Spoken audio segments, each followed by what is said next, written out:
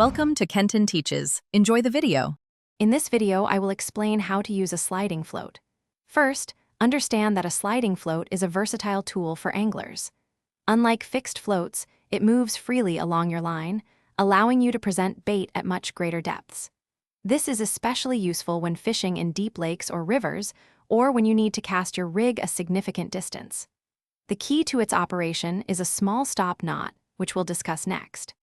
Setting up your sliding float rig is straightforward. Begin by threading a stop knot onto your main line. This will determine your fishing depth. Follow that with a small bead, which protects the knot from the float. Then, slide your actual sliding float onto the line. Add another bead below the float to protect the knot you'll tie next. Finally, tie on your swivel and leader, ready for your hook and bait. Adjusting your fishing depth is simple with a sliding float.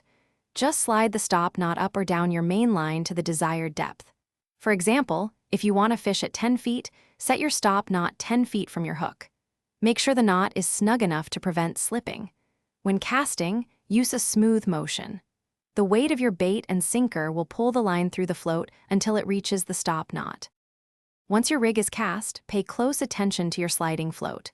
Any subtle dip, bob, or drag across the water's surface usually signals a fish taking your bait.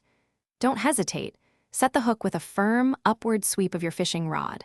This ensures a good hook set. Then, reel in your catch steadily, maintaining tension on the line. Enjoy the thrill of fishing with this effective and adaptable method. Thanks for watching. Please subscribe if this video was helpful.